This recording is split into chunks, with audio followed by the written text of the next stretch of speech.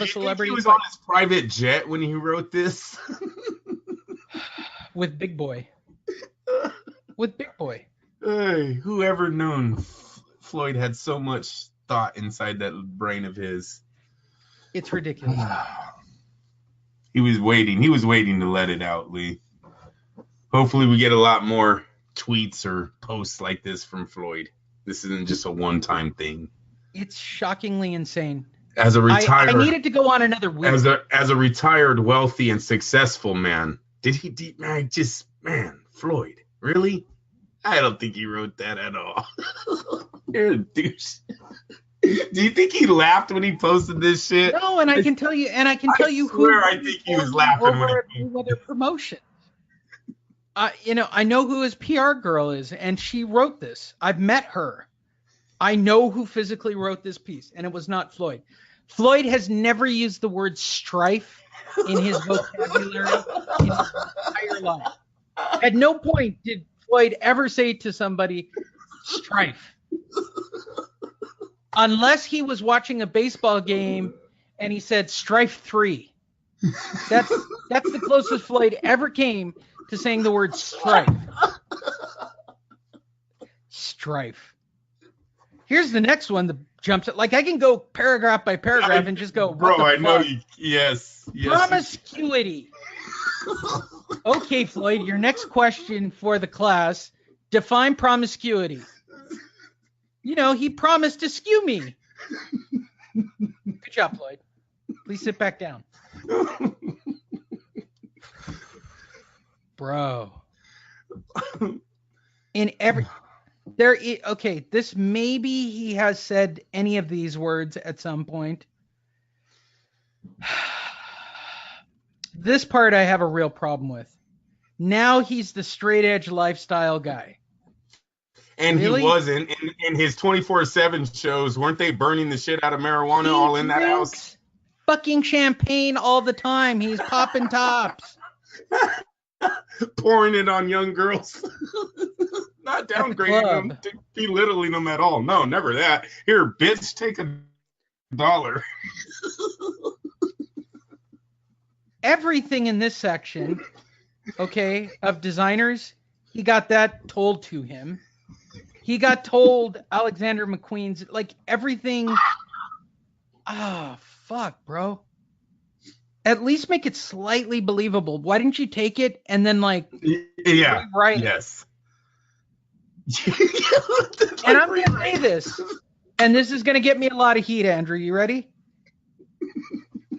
Floyd don't give a fuck about the black community. No, he doesn't, no. Unless you got $80 to pay for his next pay-per-view. Right. That's when Floyd cares. And Floyd will do anything for the black community once he has a fight for you to fight. Floyd has been illiterate. Floyd is now a trendsetter. Floyd is now, we've just learned, Floyd is straight edge. Floyd understands strife, for God's sakes. Define strife. I wonder what Floyd's definition of a deadbeat father is. Him? He points at himself? Because I know he has one child in his life that doesn't even like to talk to him. I wonder what that child thinks of his dad. He's unbelievable. He's he's ramping this up. If this isn't leading to this fight, Andrew, if it's not leading to this is the biggest. Okay. Like, at least Oscar was real. Oscar's like, hey, look, I put dumb shit in my tweet to see if Floyd would catch me. Like, at least Oscar kept it 100, that he was stupid. Floyd, you didn't trick anyone today. This didn't get over on anybody. All we're doing is laughing at it. I don't know why they don't just make the fight and get it over with. Because clearly we're leading to this or his announcement that he's fighting Pacquiao. It's one or the other. He's either getting ready to announce to the world he's fighting Pacquiao, right? Or he's going to fight T.I. I think he makes more money streaming a fight with rapper T.I. I really do. Well, if he streams the fight with T.I. and he does it on his own website with a streaming service, which, by the way, you can have MayweatherTI.com. I'm just putting it out there. The minute I bought it, do you want to know what the site evaluation price from GoDaddy came back at? $1,000, and I didn't even put shit on the page yet. Nice. Just coming up the web address. Yep. Because this shit is going to go somewhere. I just don't know where it's going to go. It's wherever Mayweather wants it to go. Seriously, if he wants to do this circus act, he can. And we've seen him do it already. He said he wants to do it again. T.I. looks like he's right up that alley for one of Floyd's shows. And I even gave him the right date, dude. You do it on Cinco de Mayo, his favorite day, right? Because he thinks he's somehow Mexican, shit on too. Oscar. Yeah, you can shit on Oscar. Yep. Oscar's fight is on the 4th, right? He gets to do his on the 5th in Vegas. And he goes, wee, all the way home with another $80 million. Big time. Brilliant. Hey, everybody, go to fightnetradio.com where you can keep up on this and all of the stories from the past week. You can watch the video of this particular broadcast if you're listening to the podcast or a broadcast of this particular show. Andrew, as we do at the end of every show, as we prepare you for my inevitable heart attack from being on a keto diet for an extended period of time, or kidney failure, I think is the next thing that might actually happen. I think I'm going to have like liver dysfunction or kidney stoppage from being keto. I'm going to go max keto next, right? No carbs. I just seen I should have sent to you. There was an article saying you should not be doing that diet, Lee. It's a bad diet.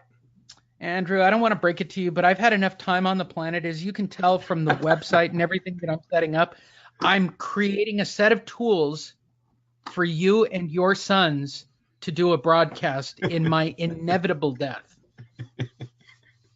Literally my inevitable death. I've at least gotten my head wrapped around the fact that I'm not going to the Pan Am Games in March because I'm not going to make it to middleweight in the next 6 weeks. Actually, 4 weeks. I'm not going to make it to middleweight, which was the only way I'd go. However, the World Games are right behind it, and I'm sure that once I get to the world level, which is one slight step above the other level, that'll be my death right there. That the World Games will kill me. Somebody will just tap me too hard or wrap a gi around my neck and snap my neck, and that'll be the end because I'll be a fucking twig from being on keto for 6 months. Pull a Roy Gracie and not tap out. And, yeah, fuck. Snap my arm, bro. Come on, do it. That was the worst. Shout out to Con Gracie, who had his UFC debut, choked his guy out with a triangle in no time at all. They've got a new Gracie in the UFC. Con did great. I was watching that. I was watching that show. The kids come in the house. They change it. Don't even ask me. I come back in. I'm like, what happened to that? That new guy was about to fight the Gracie. Put it back on the UFC. What the fuck, Lee? Cain Velasquez is dropped. Did he get dropped or did his... Okay. So he got punched. He fell back right from the punch. And once again, his badass weak knees gave out on him, and he got hurt again. Here's the thing about all grapplers, all right? I'm actually a big fan of the watermelon picker. Huge fan. And that's not by the way, everybody back away from being offended. It's a well-known documented fact that Cain Velasquez has said, the reason I'm a champion is because I don't want to pick fucking watermelons. That's a direct quote. That'll harden your shit right up. And he said that. Yeah, go pick watermelons. It's fucked up. Man, a lot of bending over him. Made him a champion. But it also fucked up his joints. It fucked him up. He trains really hard. He's really good on the ground. He's always been a ground fighter. At some point, your body just gives out, depending on, what kind of nutritional support you're into. And if you're not doing it correctly, fuck, he's a heavyweight, dude. It's not just you. It's a Francis Ngannou who weighs 300 fucking pounds. He's fought Brock motherfucking Lesnar and beat his ass. Now, mind you, Brock had something wrong with him, but these are big ass guys, which means when your knees and shit give out, again, the reason why I want to be a middleweight. I don't want to be a heavyweight. It's fucked up. It's too much weight. These guys are all jacked up and huge. Fuck that. Yeah. Yeah, that was sad. It was, I don't know, it was like 20 seconds, 30 seconds, fight was over. Yeah, the fucked up part is the announcer saying at the end, is that the quickest knockout we've had in the UFC? Oh, bro, that's not cool. Cain Velasquez was a good champion. You guys can't put him out like that. You're just putting him down like a bad dog. I mean, is that the cricket?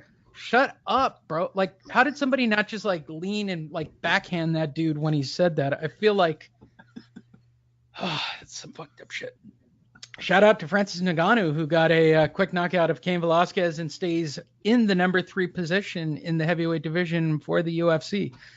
And Con Gracie in his debut. If you didn't see it, go back and watch it. It's all free. There were a couple of really interesting fights. I watched all of it for some psychotic reason. I don't think there was anything else to watch that particular day, so I wound up watching all of it. Go to fightnetradio.com. We give you all the updates. We post constantly. Follow us on Facebook, Twitter, the Instagrams. Be a part of the Cat Abuse Club. That's the next T-shirt. It's going to be the Cat Abuse Club with a picture of Ben on the front of it and the Fight Net Radio logo on the back. I feel that that's the next inside joke of the show. All you have to do is type in fightnetradio.com. That'll take you to our page. All right, Andrew, take us out. See you guys on Sunday. Wow. Really? Yeah. Hey, you know what? I'm going to start preparing now that you keep doing this every show. No, now I'm going to skip. If you prepare, I'm going to skip. Oh, whatever. Whatever. Fight Night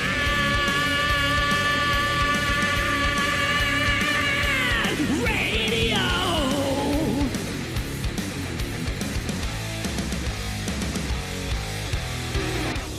FightNetRadio.com. Fight Night.